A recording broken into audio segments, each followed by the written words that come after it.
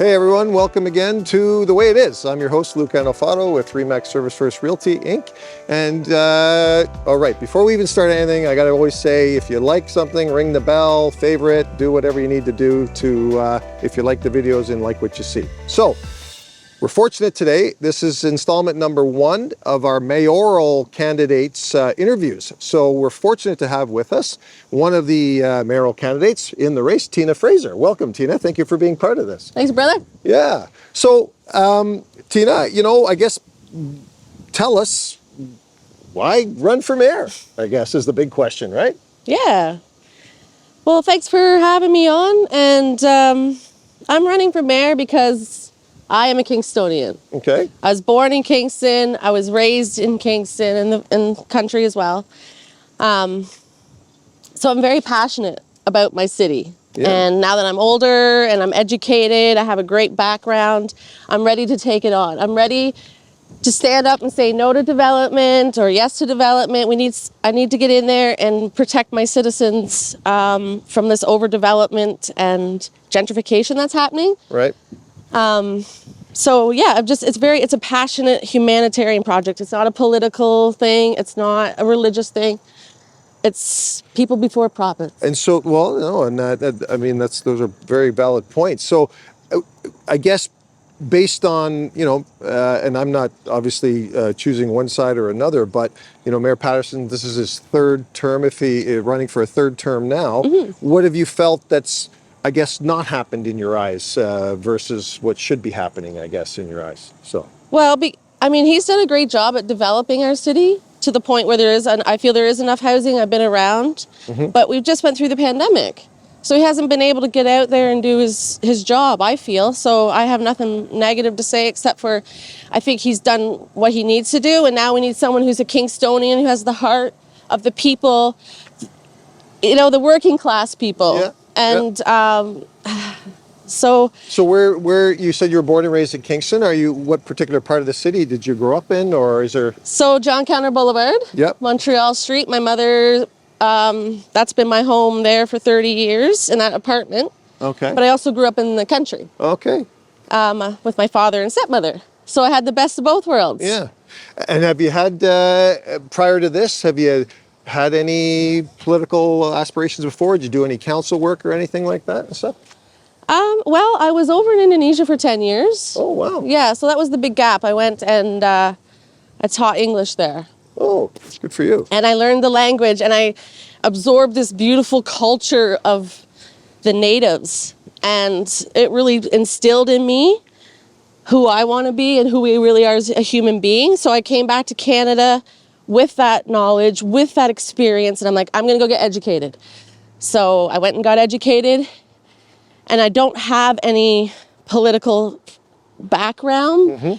but you don't have to be a politician to do this job. No, there's no prerequisites, that's for sure. Because I have a lot of people on the council to help me do things that maybe I won't know. Yeah. But I'm going in there with a plan, with objectives, not promises, we'll do this, we'll do that. No, this is what I'm gonna do. If you vote for me, that's what I'll do. And if I don't get it done, I'll be accountable for it. So I think it's just... Well,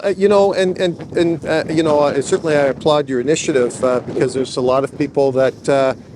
and it's funny because Kingston might be the exception, because I know I heard a report on CBC where a lot of these municipalities, the councillor positions are getting acclaimed because nobody wanted to run for municipal government, and because of all of the pitfalls with it and all of the, your lives become public and, mm-hmm. and people just don't want to deal with all of the negative aspects or positive aspects of that. Sure. And yet in Kingston, I looked down the roster and my goodness, like Portsmouth had, I think, 5 or 6 candidates vying for a councillor. So obviously, and every district had multiple candidates, I think. So it's good. I guess that's fresh minds. Yeah, so I guess that speaks to people's wanting to see some kind of change, I suppose, right? So I guess, what would be your sort of top 2 things that you'd like to see if you got elected mayor tomorrow? What are your top 2 issues, I guess, or things that you feel need addressing instantaneously? Well, the homeless and the unhoused down by my place there. Yep. A lot of people think if we just get them into housing, then the problem's over. But we have to look at the mental health, right? Especially with the pandemic. Yep. It's not just the unhoused. As many of us were affected by it. So my priority would be to get them into the hospital, to get them in rehab, get them into detox, because there's a process. You have to start there. Oh, you're absolutely right.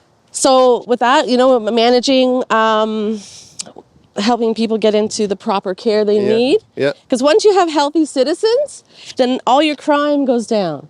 So we can lessen the budget for the police officers. You know what I'm saying? I've looked at the budgets. It's messed up. I feel it's messed up.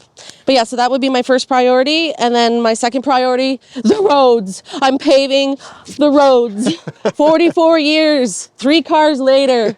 By 2008, we're just like boom, boom, boom. I'm born and raised in Kingston too, and I think there's a lot of Kingstonians that would definitely feel your pain in that. That's for sure. So those 2 things are like that sort of the get the humans sorted, our citizens, and then the roads, and then we can worry about development.